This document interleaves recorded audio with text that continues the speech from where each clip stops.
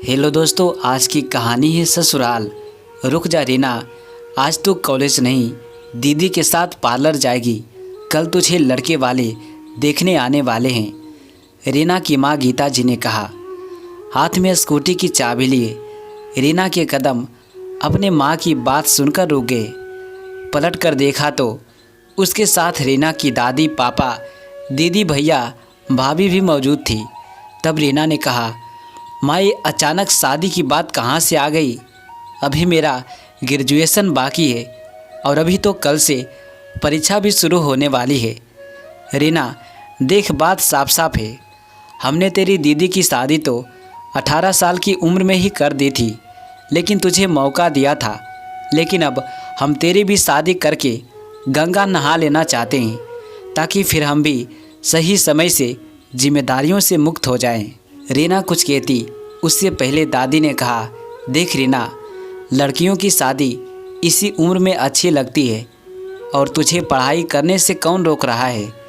तेरे होने वाले ससुराल वाले बहुत संपन्न परिवार से हैं, तो तू अपनी आगे की पढ़ाई ससुराल जाकर पढ़ना। लेकिन माँ, पापा, मैंने आप लोगों से पहले ही कहा था कि जब तक मेरी पढ़ाई पूरी ना हो मेरी शादी की चर्चा मत कीजिएगा। पहले मुझे अपने पैरों पर खड़े होना है, उसके बाद शादी करनी है, रीना ने कहा। दादी ने रीना के पापा अमर से कहा, तो क्यों चुप बैठा है?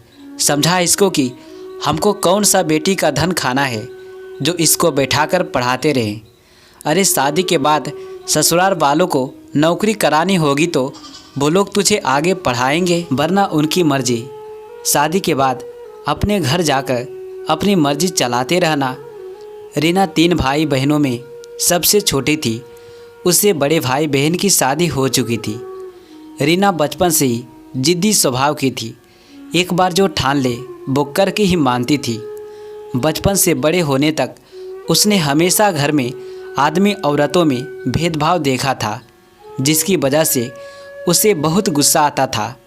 वो बचपन से ही अपनी माँ से पूछती थी कि माँ, खाने से लेकर पहनने ओढ़ने तक हर छोटी छोटी चीज़ के लिए हमें हमेशा पूछकर ही क्यों करना होता है?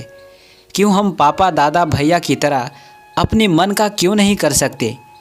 आज जब दादी ने वही बात फिर दोहराई कि ससुराल वालों की मर्जी, तो रीना को बहुत गुस्सा आया। उसने अपने गुस्से पर काबू रखते हुए कहा, वाह दादी, क्या बात कही आपने।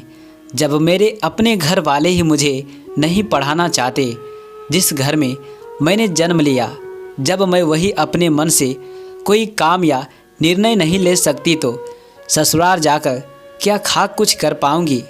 इतना सुनकर अमर जी ने कहा, रीना, दादी से बात करने का ये कौन सा तरीका है? वो बिल्कुल सही कह तो रही है, और लड़कियों को ही घर गृहस्थी, बच्चों की जिम्मेदारी संभालनी होती है। तुम्हारी भाभी, दीदी और माँ सब यही कर रही है। कभी किसी ने कोई शिकायत नहीं की। कम से कम उन लोगों को देखकर तो कुछ सीख लेती। तब रीना अपनी नज़रें घुमाकर अपनी भाभी, दीदी और माँ की तरफ देखा, जिनकी नज़रों में सही गलत जानने, परखते हुए गलत का विरोध करने की हिम्मत नहीं थी। तब उसने कहा, पापा, शायद आपको नहीं पता, इन लोगों को ही तो देखकर मैंने सीखा है कि अगर एक औरत को आत्मसम्मान से जीना है तो उसका आत्मनिर्भर होना बहुत ज़रूरी है।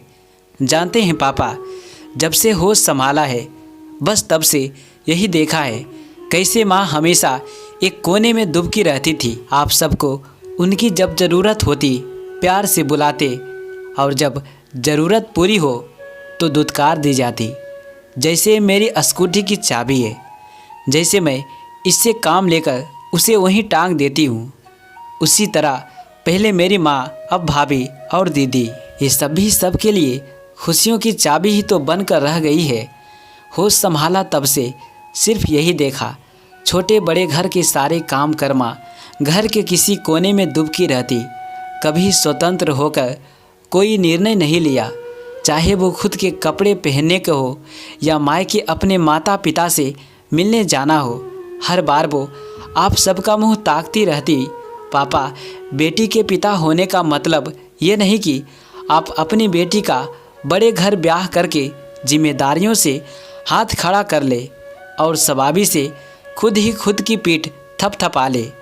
बड़े बड़े दीवार से घिरा वो बड़ा मकान जहाँ औरतों के पैरों में झूठे समाज को दिखाने के लिए औरतें रीति रिवाज की बेड़ियाँ बंधी हो, ऐसे घर में रहने का क्या फ़ायदा जहाँ आप खुलकर सांस भी नहीं ले सकते। छोटी छोटी गलतियों पर घर की औरतों के साथ मारपीट और गाली गलौज किया जाए, उन्हें बार बार अपमानित किया जाए। अपने ही मायके आने और माता पिता से मिलने के लिए इजाज़त लेनी पड़े। एक बात बताइए पापा, क्या आपने कभी पूछा दीदी से कि बेटिया तू ससुराल में खुश तो है ना, तुझे कोई तकलीफ़ तो नहीं?